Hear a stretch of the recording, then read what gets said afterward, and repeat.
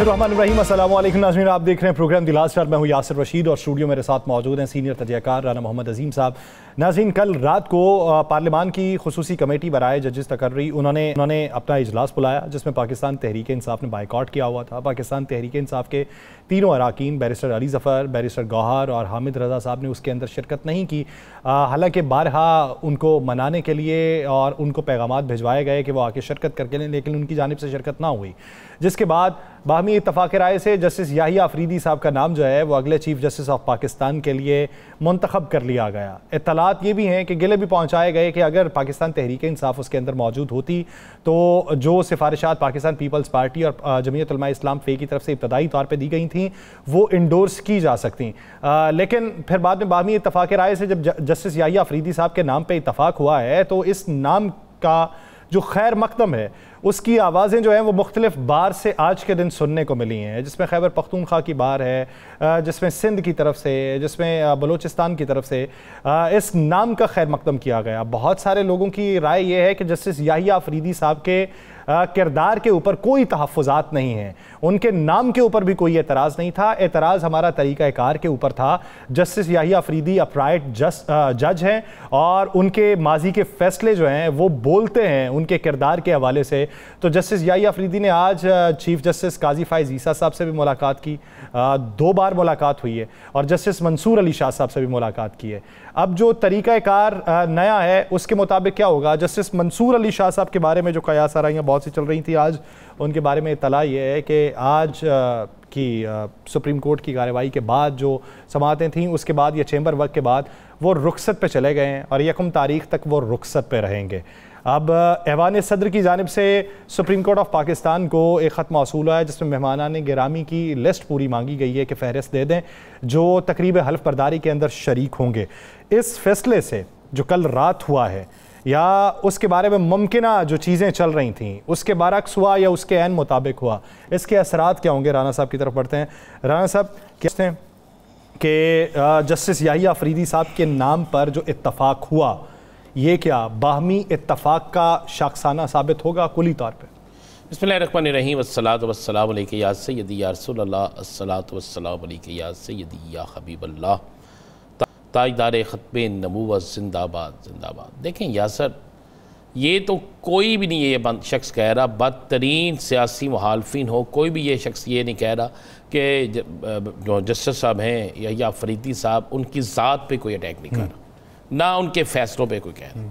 मामला बड़ा सिंपल सा है। वो कहते हैं कि जनाब जब पाकिस्तान के अंदर एक रूल मौजूद था कि सीनियर तरीन जज साहब जो हैं उनको लगाया जाता था चीफ जस्टिस सुप्रीम कोर्ट, उस चीज़ पर 26वीं आईनी तरमीम पर उस पर लोग तनकीद कर रहे हैं, उस पर बात कर रहे हैं।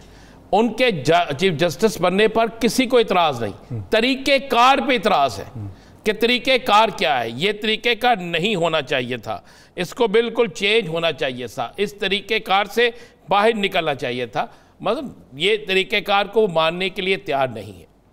अब बहुत सी चीज़ें सामने आ गई हैं, बहुत सी चीज़ें खुल गई हैं, बहुत सारा चीज़ें हो गई हैं। इस नामजदगी के बाद चूँकि मुझे भी यकीन नहीं था कि ये नामजदगी होगी, नज़र यही आता था यही नामजदगी होगी, लेकिन दानश्वरी ये थी कि लोग ये कि अवाम की तनकीद से बचने के लिए, वकला की तनकीद से बचने के लिए आप ये करते कि आप जनाब कहते जनाब जो सीनियर मोस्ट है वो चीफ जस्टिस है, हमने 26वीं आईनी तरमीम जो है वो आइन की बालादस्ती के लेकर आए, कानून बेहतर बनाने के लिए लेकर आए, हमें कोई इंतकाम नहीं लेना या हमने कुछ नहीं करना। लेकिन उसमें नज़र आया कि रास्ता रोका गया, और रास्ता रोकने का एक का नहीं रोका गया, 2 का रोका गया। फिर बड़ी चहमगोइयाँ हुई कि जनाब कुछ इस्तीफे आ रहे हैं। आपने तो सुन लिया होगा कई लोगों ने तो इस्तीफे दिलवा भी दिए ना, कई लोगों ने तो ये कह भी दिया कि इस्तीफे दे दिए हैं। लेकिन ये एक बहुत अच्छी बात है, ये एक बड़ी अच्छी रवायत है, ये एक बड़ी अच्छी रीत है कि उन तमाम जजेस ने जिनके मतलब प्रोपेगेंडा चल रहा था, ना किसी ने इस्तीफ़ा दिया, ना कोई इस्तीफ़ा देने जा रहा है। हाँ, वो उम्रे पे जा रहे हैं, जस्टिस मंसूर अली शाह साहब उम्रे पे जा रहे हैं, उम्रे की सादत हासिल करने जा रहे हैं, 1 नवंबर को वापस आ जाएंगे। ये यहाँ तक तो चीज़ें ऐसा चलती हैं।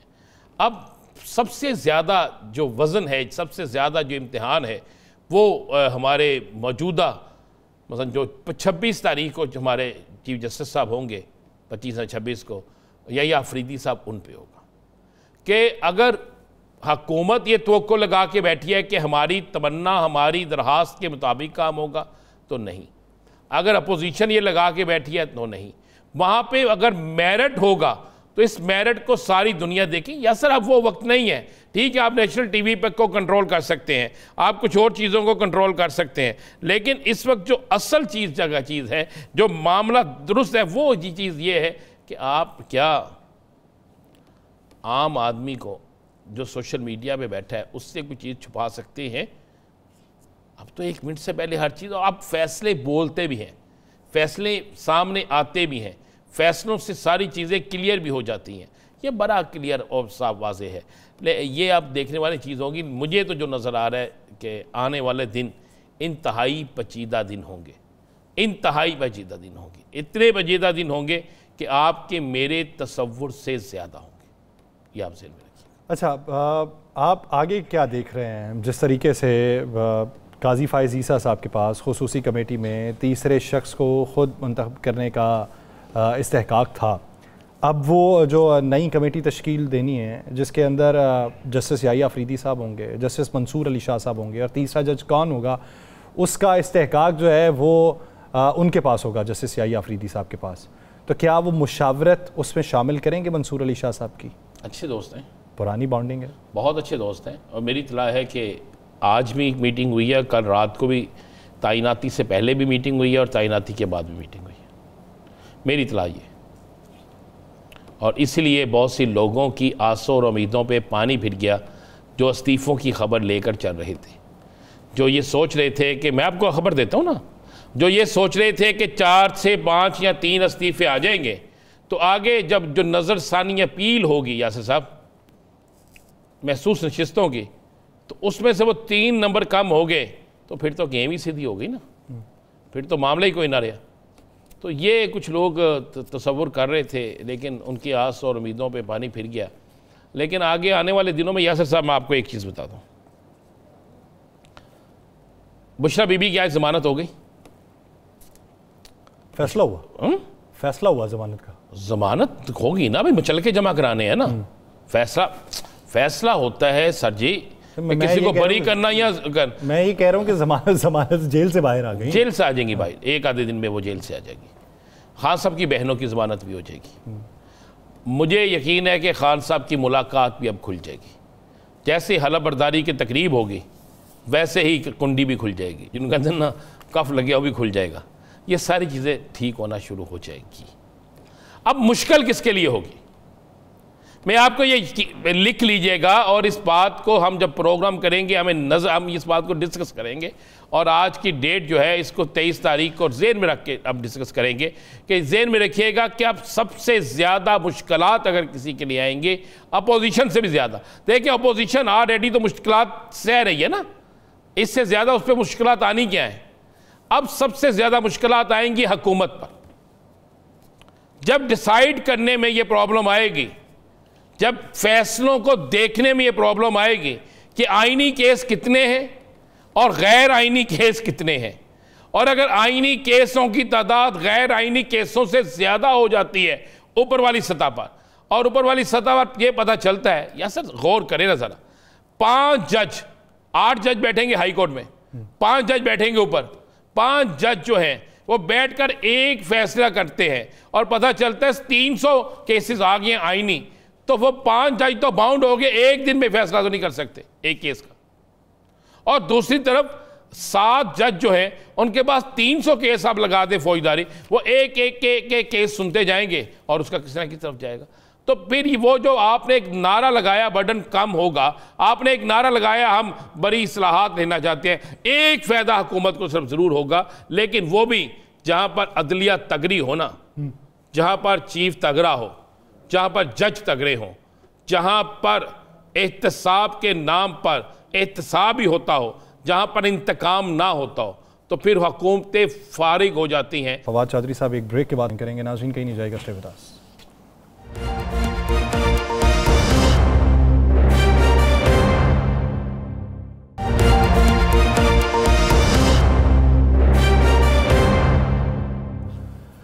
ब्रेक के बाद खुशामदीद नाज़रीन। वो सवाल जो ब्रेक से पहले राना साहब उठा रहे थे और जिसके बारे में बात ये हो रही है कि क्या अब वो अनरेस्ट ख़त्म हो जाएगा, वो केओस में कमी वाक़ हो जाएगी, वो जो मुतनफ़र रहना एक दूसरे से, तनाव की सूरत हाल का पैदा होना, क्या उसका खात्मा हो जाएगा? क्या पॉलिटिकल अनरेस्ट का खात्मा होगा? सियासी इस्तेहकाम की तरफ बढ़ने की जो तवज्जो है वो किसी की मबजूल हो जाएगी, या फिर इसी तरह की चैमगोइयाँ होती रहेंगी और ये कहा जाता रहेगा कि ये फ़लाँ ये फ़लाँ ये फ़लाँ के हक़ में, ये फ़लाँ के हक़ में, ये हमारे हक़ में, ये उनके हक़ में, ये किसी के हक़ में नहीं, ये हमारी पहली प्रायोरिटी, ये उनकी प्रायोरिटी, इसके लिए जंग करनी है, इसके लिए जंग का खात्मा करना है। क्या ये सारी चीज़ें ख़त्म हो जाएंगी? इसी बारे में बात करेंगे। हमें ज्वाइन किया है सीनियर सियासतदान साबिक़ वफाकी वज़ीर फवाद चौधरी साहब। फवाद चौधरी साहब बहुत शुक्रिया आपके वक्त का। फवाद चौधरी साहब, क्या समझते हैं कि कल जिस नाम का चुनाव हुआ और ये जो आईनी तरमीम हुई, अगर बाहमी इत्तफाक़ राय से सभी कुछ होता जिसमें पाकिस्तान तहरीक इंसाफ की हिमायत या मुखालिफत बाकायदा तौर पर शामिल होती, तो क्या इन तमाम चीज़ों के ऊपर अभी भी एतराज़ात होते या एतराज़ात ख़त्म हो चुके होते? देखिए ना, पहली बात तो ये है कि आईनी तरमीम इससे तो नहीं आ रही थी ना कि तहरीक इंसाफ की उसमें हिमायत चाहिए थी। ये तो सीधी सीधी जो सारे पाकिस्तान के मसाइल हैं वो इसलिए है कि आपने एक इलेक्शन करवाया है जिसका नतीजा तब्दील किया गया है। जब हुकूमत को ये खतरा महसूस होता है कि इस इलेक्शन का ऑडिट होगा और उनको ये लगता है कि इलेक्शन जो है उसके ऑडिट के नतीजे में हम फंस जाएंगे, तो उससे जाहिर है कि आप इस तरह की तरमीम लानी पड़ती हैं, इक़दाम करने पड़ते हैं, लोगों को उठाना पड़ता है। चीजें जो है सारी की सारी जो पाकिस्तान की अनरेस्ट है, ये जो भी आपने बात की या राना साहब ने पहले बातें की, लेकिन इसकी सिर्फ एक ही वजह है और वजह ये है कि इलेक्शन 8 फरवरी का इलेक्शन चोरी किया गया 9 फरवरी को, और उसकी वजह से पाकिस्तान के अंदर अब सारे झूठ बोलने पड़ रहे हैं एक इतने बड़े डाके को छुपाने के लिए। और आप जब तक वो यहाँ पे वो बुनियाद खराब है, आप जो मर्जी ऊपर करते जाएंगे तो वो तो ये खराब ही रहेगी ना। अच्छा, आप चूँकि फवाद साहब सहाफ़ी भी हैं, सियासतदान भी हैं, वकील भी हैं, तीनों बैक वक्त आप चीज़ें जो हैं आप तीनों चीज़ों से आपका तल्लक है। मुझे ये बता दें, एक फ़ैसला आया था जो महसूस नशिस्तों का, इस पर 13 रुकनी बेंच था। अब जब आइनी अदालतें आइनी बेंच बनने जा रहा है जिसमें 5 लोग होंगे, क्या ये फैसला, इसकी नज़रसानी अपील उनके पास जाएगी या जो पहले बेंच था उसके पास जाएगी? नहीं, ये कोई पता नहीं अभी। ये तो इश्यूज हैं, ये तो सारी जो है तबाहकुन तरमीम है जिसका ना सर है ना पैर है, जिसमें कोई समझ नहीं आ रही कि देखें सुप्रीम कोर्ट में पहली बात तो ये है कि हर केस जो है वो उसमें आईनी नुक्ता भी इन्वॉल्व है और कानूनी नुक्ता भी इन्वॉल्व है। तो अगर सुप्रीम कोर्ट के सारे केस 5 जजों के पास चले जाने हैं तो बाकी 13 जजों ने फिर बैठ के वहाँ क्या करना है? कोई भी देखना, अब आप फॉर एग्जाम्पल आपकी तनख्वाह है उसके ऊपर टैक्स लग गया है, अब ये कानूनी भी इसके अंदर ग्राउंड होंगे, बट आईनी तौर पे भी आप कहेंगे कि जी आइन ये फलानी शख्स के खिलाफ है। हर जो आप मुकदमा पढ़ते हैं देखते हैं आइन से ही फ्लो करते हैं ना सारे कवानीन, तो उसमें किसी न किसी में इंटरप्रिटेशन तो इन्वॉल्व होती है। तो ये बेसिकली देखिए इसका मकसद सिर्फ एक है और वो ये है कि जो पिटीशन आए पीटीआई के खिलाफ या जो पिटीशन आए एक इलेक्शन से मुतालिक, वो हमारे जज सुने और हमें पता हो कि वो फैसला क्या देंगे। इसके अलावा इस आईनी तरमीम का तो और कोई मकसद नहीं है ना। अब मसला यहाँ पे ये आना है, जो मौलाना फजलुर रहमान को जो क्रेडिट जाता है, अगर तो वो एफसीसी बना देते ऊपर और वो 7-8 अपने हैंड पे जज लगा देते तो मामला और था। यहाँ पे जो भी है वो ये हुआ है कि जो 17 जजेस सुप्रीम कोर्ट के हैं वो 12 बच गए हैं और अब इन जजेस से भी आप देखिएगा ज्यादा लंबा अर्सा नहीं होगा, विद इन वीक्स आपको नजर आना शुरू होगा कि हुकूमत इनसे मुतमईन नहीं है और उसके नतीजे में एक जो रिजेंटमेंट है वो आपको दोबारा नजर आनी शुरू हो जाएगी। और जिस तरह मैंने कहा कि जब बुनियाद नहीं है ना तो आप जो मर्जी इमारत उस पर बना लें वो पायदार नहीं हो सकता। अच्छा, उमर अयूब साहब ये क्लेम करते हैं कि मौलाना को मुसव्विदा खुद ही मालूम नहीं है, तो उनका ये क्लेम किस हद तक दुरुस्त है?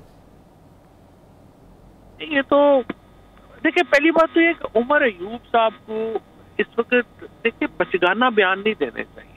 मौलाना फजलुर रहमान के साथ अलायंस पीटीआई के लिए बड़ा इंपॉर्टेंट है, और जो भी मौलाना ने किया है, क्योंकि मुझे सारे प्रोसेस का पता है, मुझे पता है कि कैसे गए, सारे गए, आप उनको बड़ा साथ रख के उन्होंने आपको किया है, उन्होंने बड़ी आपकी इज्जत बनाई है। तो ये अगर सोशल मीडिया पे उनके को खिलाफ बात शुरू कर दे तो लीडरशिप का काम नहीं है कि वो सोशल मीडिया ट्रोल्स के से पॉलिसी ले, ये पॉलिसी आपने देनी है। तो मुझे नहीं लगता कि पीटीआई के जो ये इमेच्योर बात होगी अगर इस वक्त मौलाना के खिलाफ पीटीआई की लीडरशिप बातें शुरू कर दे। आपको अल्टीमेटली एक जो है वो अलायंस चाहिए अपोजिशन का, और लॉयर्स चाहिए आपको, ताकि इफेक्टिव आप तहरीक चला सकें। ये जो लीडरशिप है इसको तो पता ही नहीं है, सुबह और होते हैं, शाम और होते हैं, इसको समझ ही नहीं करना क्या। फवाद साहब, क्या ये बात दुरुस्त है कि मौलाना साहब से कमिटमेंट हुई थी कि मंसूर अली शाह साहब ही चीफ जस्टिस होंगे? कहा तो यही जाता है, लेकिन मेरी मौलाना से चूंकि डायरेक्ट बात नहीं हुई है तो मुझे इस बारे में इल्म नहीं है। लेकिन जब सारी तरमीम ही वो मंसूर अली शाह साहब को रोकने के लिए ला रहे थे, तो फिर आप ये कहना मुश्किल है कि वो उनकी कमिटमेंट उन्होंने दी होगी। मेरा ख्याल है कि ये कमिटमेंट हुई होगी कि जी बाइस ईसा नहीं होंगे और नया कौन होगा, लेकिन इसका इतना फर्क नहीं पड़ता। मंसूर अली शाह साहब में और यही आफरीदी साहब में कोई इतना फर्क नहीं है। और असल चीज तो यह है कि जो आगे कॉन्स्टिट्यूशन बेंच बनना है वो हुकूमत कैसे बनाती है और उसमें किन जजेस को डालती है। वैसे तो ये सारी स्कीम ही अहमकाना है। आप देखें ना, आपने हर जगह के ऊपर 1/3 जजेस को आप कॉन्स्टिट्यूशन बेंचेस में लाएंगे तो 2/3 को तो आपने वैसे ही अपने खिलाफ कर लिया।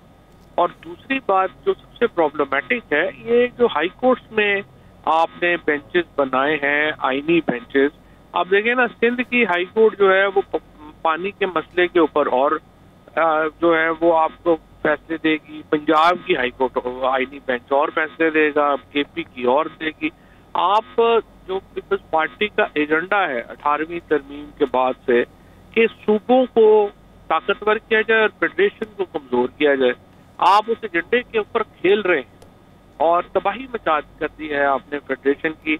आप लोग जो हैं वो सूबाइयत पहले ला रहे हैं और पाकिस्तान जो है वो पीछे चला गया है। ये 18वीं तरमीम ने कमर तोड़ दी है पाकिस्तान की फेडरेशन। अच्छा, आपको सियासी हालात जो सब क्या नजर आ रहे हैं आने वाले दिनों में? देखिए राना साहब, असल तो मसला ये है कि जो सियासत में इतनी पॉपुलैरिटी के बावजूद, इतनी एक इमरान खान का इस वक्त जो तूती बोल रहा है, उसके बावजूद पीटीआई जो है वो कोई चैलेंज देने की उसमें पोजीशन में नजर नहीं आती है हमें हुकूमत को, जिसकी वजह से ये इंतहाई अनपॉपुलर हुकूमत जो है वो 445 दिनों से इमरान खान को जेल में रख के बैठी हुई है। उनकी बहनें जेल में हैं, बुशरा बीबी अब इंशाल्लाह कल रिहा होती हैं, लेकिन ओवरऑल हमें कुछ चैलेंज नजर नहीं आ रहा। ये एक बड़ी प्रॉब्लम है जिससे लोगों की रिजेंटमेंट बढ़ रही है और होपलेसनेस बढ़ रही है। नाउमीदी जो है ना वो बड़ी एक लीथल चीज है और किसी भी सोसाइटी के लिए वो बड़ी जहर कातिल है। तो पाकिस्तान में इस वक्त आप देखें ना, मतलब नाउमीदी इतनी ज्यादा है कि लोगों की कोई रही नहीं, कि लोगों की उम्मीदें खत्म होती जा रही है कि ये मुल्क बेहतर भी होगा कि नहीं होगा। जब आप नाउमीदी की फवाद चौधरी साहब बात करते हैं तो अगर पीटीआई कारकुनों की बात की जाए तो उनके अंदर एहतजाज की तड़प बहुत ज़्यादा देखी गई, लेकिन वो उसकी अक्कासी जो है वो लीडरान में दिखाई नहीं दी और पै दर पै के वाक़यात के बाद उनकी भी हिम्मत जवाब दे रही है। तो ये जो पॉलिसी रहनुमाओं की जानिब से अपनाई गई, या जिसमें बेशुमार वजूहात और भी अपना लें कि रुकावटें खड़ी करी या किसी ने उसको ही तौजी बना लिया, ये जो तर्ज सियासत अभी के दौर में पाकिस्तान तहरीक इंसाफ के नए रहनुमाओं का रहा है, इसका इम्पैक्ट आने वाले दिनों में पार्टी पे क्या पड़ेगा? आने वाले दिनों में क्या अभी जो पड़ रहा है, तबाह बर्बाद होगी इतनी बड़ी पार्टी, और इनको तो देखे समझ ही नहीं है। अब सलमान राजा साहब ने आज बड़ी अच्छी ट्वीट की है कि हम इस तरह से सोशल मीडिया के कहने पे तो डी चौक नहीं आ सकते और एहतजाज नहीं कर सकते। तो फिर अभी आपने डी चौक में जो 1000 आदमी गिरफ्तार करवा दिया, जो इस वक्त लाहौर की जेल में तकरीबन 650 बंदे जो हैं वो अभी बेचारे पड़े हुए हैं। जेलम में 720 आदमी है, इधर रावलपिंडी अडयाला जेल में 500 आदमी है। खुद आप कह रहे हैं कि जी वो आप हमने अरेस्ट होने के लिए तो नहीं आना डी चौक। तो देखे ना, ये तो बड़ी ज्यादती पे मबनी फिर आपकी पॉलिसी और बयानात है कि आप कारकुनों के लिए आप समझते हैं कि गिरफ्तारी हलाल है और अपने लिए आप कहते हैं कि नहीं हराम है। बहुत शुक्रिया फवाद चौधरी साहब इस हवाले से अपना वक्त देने के लिए। दीगर इश्यूज पे बात करेंगे एक शॉर्ट ब्रेक के बाद। पाकिस्तान पीपल्स पार्टी की रहनुमा शैला रजा साहिबा हमें ज्वाइन करेंगी, कहीं नहीं जाएगा, स्टे विद अस।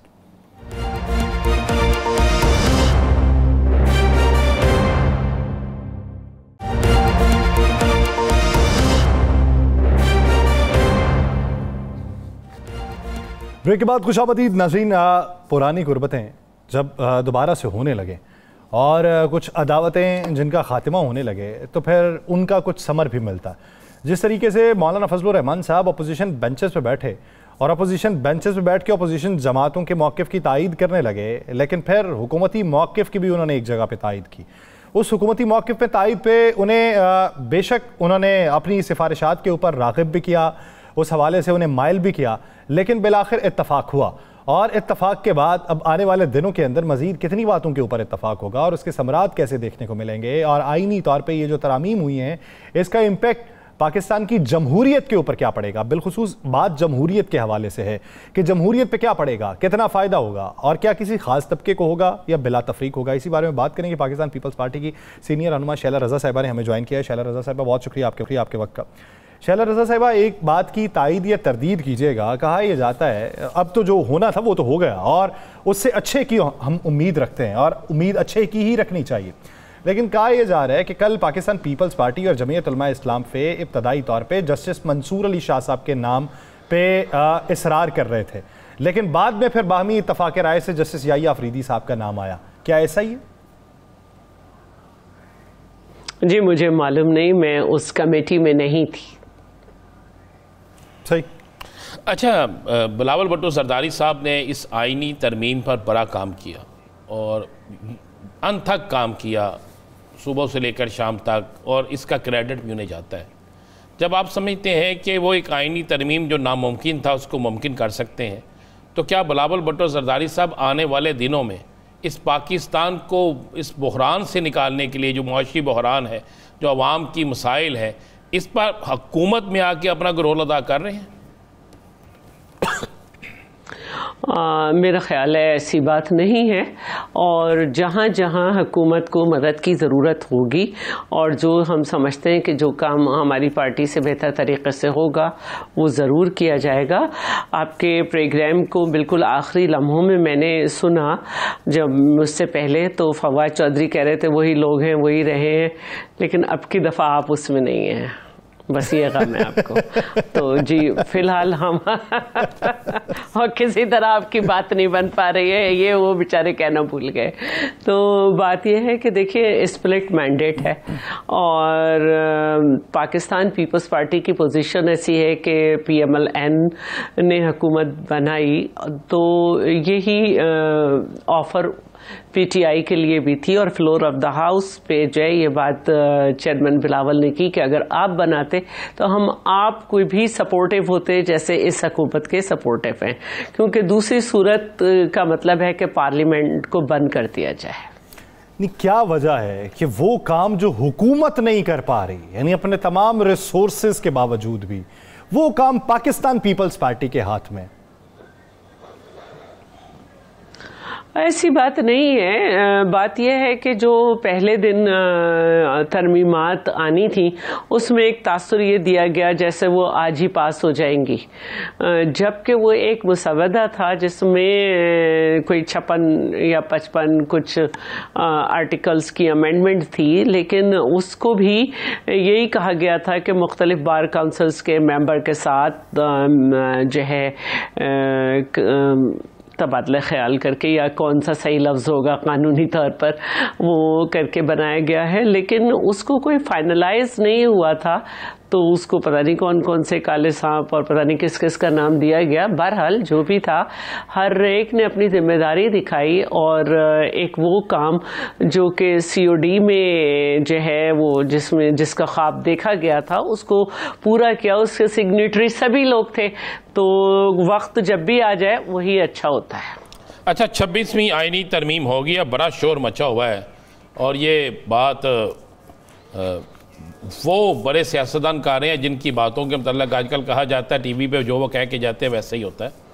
तो कह रहे हैं अभी 27वीं भी आनी है और 28वीं भी आनी है, कोई ऐसा है? मैंने ऐसी कुछ बात नहीं सुनी है और मैं नहीं समझती कि इतनी जल्दी आ सकती है और उस पर बहुत कुछ हो सकता है, ऐसा नहीं है।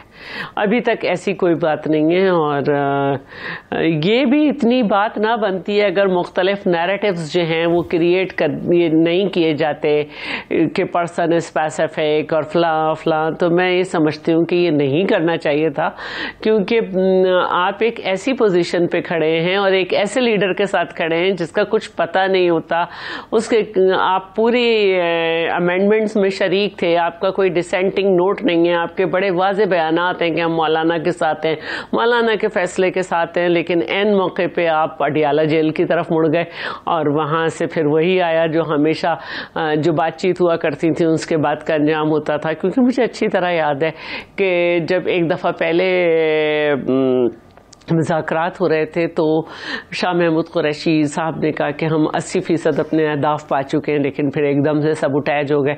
तो इस दफ़ा भी यही हुआ और फिर इसके बाद जो बहुत ही अफसोसनाक बात हुई वो ये हुई कि अचानक आने वाले पार्टी में लोग सिर्फ इलेक्शन लड़के वो इतने हावी हो गए कि पार्लियामेंट में बैठे हुए लोग जो कि अपना हिस्सा डालना चाह रहे थे फाइनलाइज करने के लिए चीफ जस्टिस का नाम, उनको उनकी हिदायत पे नहीं जाना पड़ा और वो अपने पार्लिमानी रोल को जो कि अच्छा निभा रहे हैं पार्लिमानी कमेटीज में, स्टैंडिंग कमेटीज में, हर जो कॉन्स्टिट्यूशनल एक पोस्ट है उसके लिए वो हर इलेक्शन में हिस्सा ले चुके हैं, रोज की डिबेट में हिस्सा ले रहे थे, उनको पहले वोट से महरूम किया गया और फिर उसके बाद उनको इस फैसला साजी में भी नहीं आने दिया। क्या हुआ अगर वो आ जाते और जिसको चाहे वोट कर देते, उनको कोई हिदायत दे देते कि फलां शख्स को वोट दे दे नॉमिनेशन चीफ जस्टिस के लिए, लेकिन एक उनका पार्ट तो बनता ना, ये क्या बात हुई।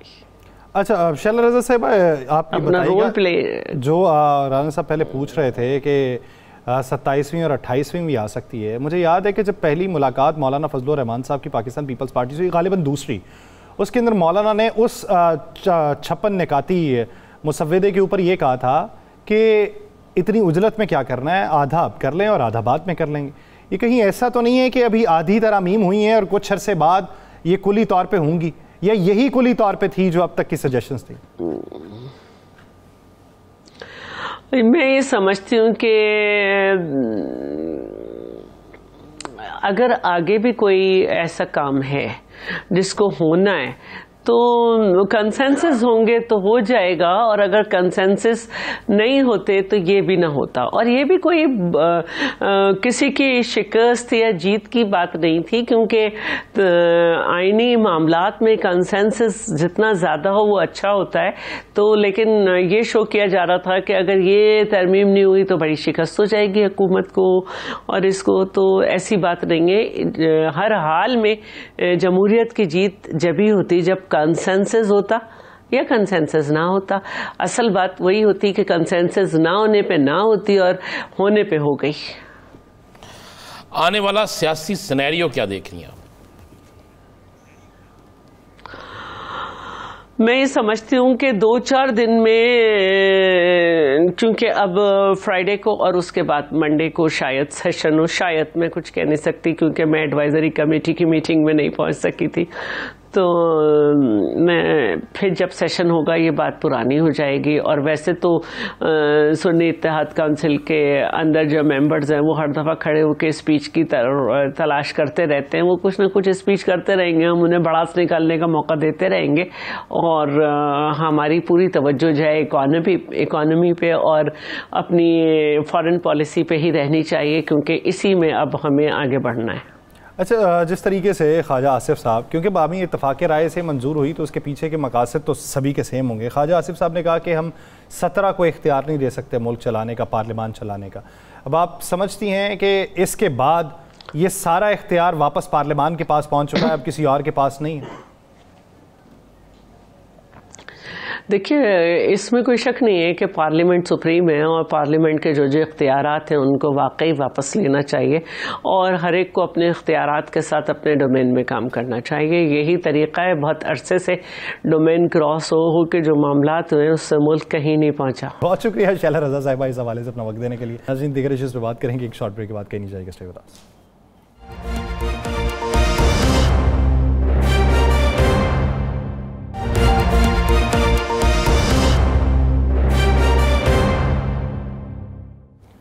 ब्रेक के बाद खुशामदीद। राना साहब, क्या समझते हैं कि अभी मौजूदा सूरत हाल के अंदर बिलावल भुट्टो साहब जितनी तगोदो कर रहे थे, उस तगोदो में उन्होंने हासिल क्या किया?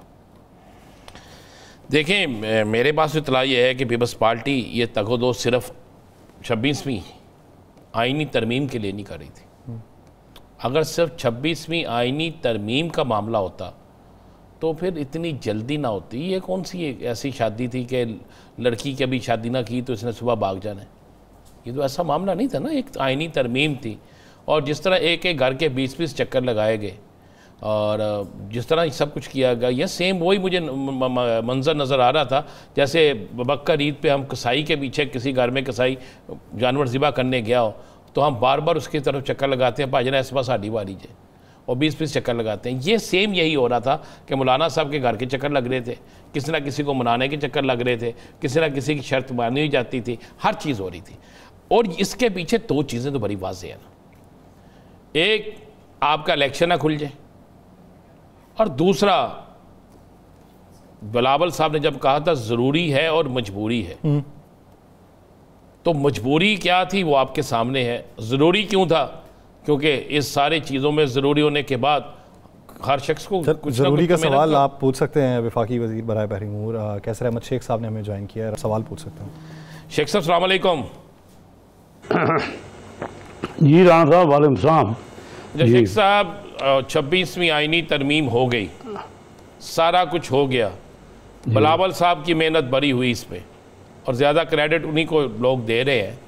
तो आप क्या समझ रहे हैं अगले आने वाले जो आपके बड़े बड़े मराखिल हैं या इस हुकूमत के हुकूमत में हिस्सेदारी के लिए भी बिलावल आपका साथ देंगे?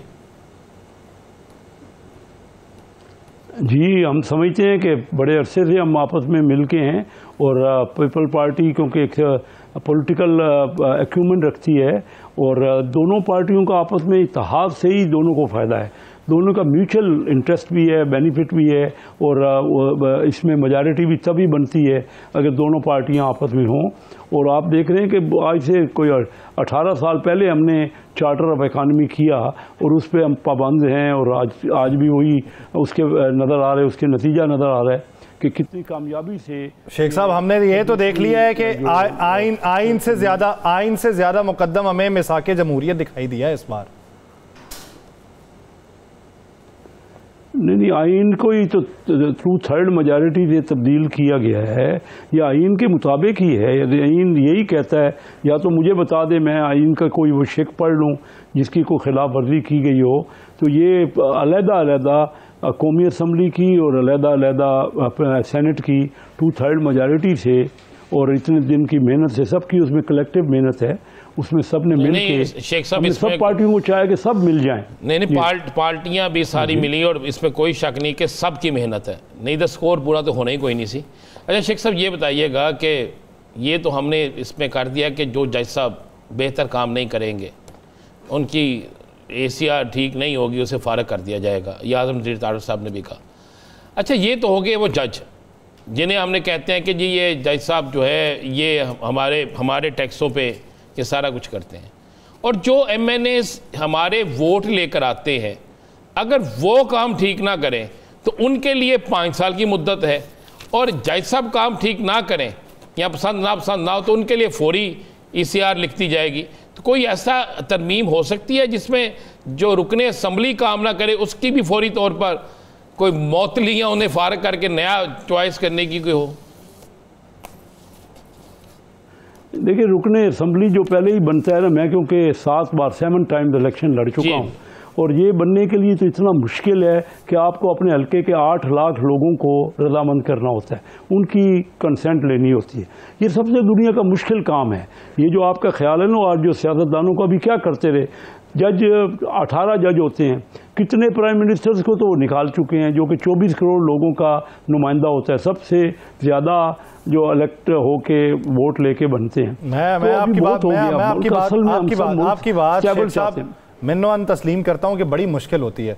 तो सर, सिविल कोर्ट या इलाका मजिस्ट्रेट वो छोड़ के हाई कोर्ट का जज बनना सर आसान काम है? वो जिस तरीके से नीचे से आते हैं या जिस तरीके से उनकी जद्दोजहद होती है, अपॉइंटमेंट होती है, वो भी तो सर आसान काम नहीं है। पूरा सूबा है और पूरे सूबे के कितने हाई कोर्ट के जजेस होते हैं? चंद। पूरे सूबे के एमपीएस कितने होते हैं? सैकड़ों में। पूरे सूबे की कौमी असम्बली में नुमाइंदगी कितनी होती है? सैकड़ों में। तो सर वो जो 10-12 हैं या 14 हैं या 16 हैं उनका एहतसाब होगा, वो जो सैकड़ों में हैं उनका एहतसाब नहीं हो सकता। नहीं, एहतसाब तो सबका होना चाहिए। एहतसाब के बगैर तो दुनिया ये मुआशरा चल ही नहीं सकता। इसलिए उसमें तो कोई बहस हम आपस में ये करें, ठीक है जजों का भी मुश्किल काम है पर हमारा ज़्यादा मुश्किल काम है। मैं समझता हूँ हमें एक एक की राय तो हर एक बंदा तो रूठ जाता है, उनको मनाना, उनको सेटिस्फाई करना कोई इतना आसान काम नहीं है। लेकिन मैं आपको ये बताऊँ ना, असल हमारी हुकूमतें टूटती रही हैं और स्टेबिलिटी बहुत ज़रूरी है ना। ये देखिए रिज़ल्ट क्यों नहीं निकला पाकिस्तान में। हम सब क्रिटिसाइज़ तो करते रहे, ये भी कोई सोचिए ना कि हमारा मुल्क आगे नहीं बढ़ा, हमारे नज़दीक के मुल्क बढ़ गए। जो वजूहात हैं, क्या स्टेबिलिटी नहीं है, किसी हुकूमत की कंसिस्टेंसी नहीं है, उनकी पॉलिसी में तसलसल नहीं है, ये पता ही नहीं है कि कितना अर्सा उन्होंने रहना है। रोज़ मीडिया तो उसको रात को घर भेज के सोता है। तो इस तरह नहीं चलता। कोई ना कोई काम करके लोगों को करने देना, उनका 5 साल करें, उनका देखें, फिर हमारा एहतसाब होगा, लोगों के वोट होंगे, जो जो जीतेगा उसको आगे इक़्तिदार मिलेगा। तो देखिए मैं ये समझता हूँ कि ये बहुत बेहतर हुआ है। कम से कम थोड़ी तसल्ली तो हुई है, कुछ अर्सा तो हमें मिले कि हुकूमत हम करके दिखाएं, हम रिज़ल्ट लोगों को दें। जो वादे करके आते हैं, लोगों से कहते हैं कि आपकी बेरोज़गारी कम होगी, आपकी महंगाई कम होगी, आपकी आमदनी बढ़ेगी, आपका परचेजिंग पावर बढ़ेगी, तो हम कुछ रिज़ल्ट दें ना रिज़ल्ट दें, बेशक हमें एहतसाब करें। और ये जो रोज़ रोज़ का हमें कह दिया जाता है ना, अभी कभी देखो ना क्या हुआ जुडिशरी में, तो सीधे ग्रुप बन गए ना, एक ग्रुप एक तरफ है, एक ग्रुप एक तरफ है। ये मुल्क की कोई इसमें कोई बेनिफिट नहीं हो रहा था ना। तो अच्छा शेख साहब अभी आपने बड़ी अच्छी बात की है कि 18 साल से आपने कहा है कि हम मिसाक जमहूरियत पे अमल कर रहे हैं। आपको याद है कि इस 18 साल में कितनी दफ़ा आपने पीपल्स पार्टी की हुकूमत गिराने में अदालत की मदद ली? आप दुरुस्त कह रहे हैं, बिल्कुल राणा साहब, जो हकीकत है वो हम सब तस्लीम करेंगे ना, बिल्कुल ली। और ये गलत हुआ, गलत किया गया, इसी को गलतियों को ही तो समेटने के लिए हम सब कोशिश कर रहे हैं ना। जो गलतियां हमसे हुई उसको तस्लीम करना चाहिए। मैं कहूँगा नहीं जी हमने सब ने बहुत अच्छा काम किया, नहीं, हम ये गंदे कामों में रहे एक दूसरे को नीचा दिखाने के लिए। तो इसी वजह से तो हमने अपनी रात को आगे किया ना, अपनी अनाओं में रहे और मुल्क उसमें पीछे चला गया। अब हमें ज़्यादा सोचना चाहिए। पार्टियां अपनी जगह पे अहम है, लेकिन मुल्क जो है, सल्तनत जो है, वो बहुत ज़्यादा अहम है। हमने अपने इदारों को ही मतून करना शुरू कर दिया। जो हमारी अफवाज हैं, वो अफवाज का क्या देखो ना, उनका तो काम है कि मुल्क में तहफ़्फ़ुज़ देना, लॉ एंड ऑर्डर मेंटेन करना। अभी हम वो भी अगर अपने करेंगे तो वो भी गलत है। अगर हम भी करेंगे तो हम सबको अपने अपने ऑर्बिट में रह के मुल्क को आगे बढ़ाना है। हम सिर्फ पार्टियों की बात नहीं है। मैं अगर सिर्फ अपनी पार्टी की बात करूंगा, दूसरी पार्टियों को भी साथ मिला के, अब देखें ना 9 मुल्कों के आपके सेंट्रल एशिया के ममालिक आए हमारे पास शंघाई कॉन्फ्रेंस में। हम तो पूरी दुनिया के इस खित्ते को मिलाना चाह रहे हैं। हम आपस में मिल के बैठ नहीं सकते। क्या वजह है, कौन सी इतनी गलतियाँ? मैं हूँ 31-32 साल से इलेक्शन कंटेस्ट कर रहा हूँ, मैं तो अपने मुखालिफ के साथ फ़ौरन बैठता हूँ। ये कौन सा, हम सब एक लोग हैं, हमारा मुल्क है, सब पाकिस्तानी हैं। मुल्क के मफाद की बात करें ना, किसी का अपना पॉइंट ऑफ व्यू है वो तो ठीक है, लेकिन ये कहना कि हमने मानना ही नहीं है, हमने अपनी बात का, आज देखें ना सारी पार्टियां एक तरफ हो गई, जिद्दबाजी ख़त्म ही नहीं हो रही। अब वो बैठने को तैयार नहीं है और बाहर की कुव्वतें उनको शह दे रही हैं। तो इस तरह तो मुल्क आगे नहीं बढ़ सकता ना कि 9 मई के वाक़यात मुल्क आगे नहीं बढ़ सकता है। इसलिए जो अंदरूनी इख्तिलाफात मिला के हमें एक मेज़ के ऊपर बैठना होगा और तभी कोई फैसला हो सकता है। बहुत शुक्रिया कैसर अहमद शेख साहब, माजरत चाहते हैं प्रोग्राम का वक्त खत्म हो जाता है। नाज़रीन, मुझे और राना साहब को दीजिए इजाज़त, आपसे मुलाकात होगी कल। अपना बहुत सा ख्याल रखिएगा। अल्लाह निगहबान।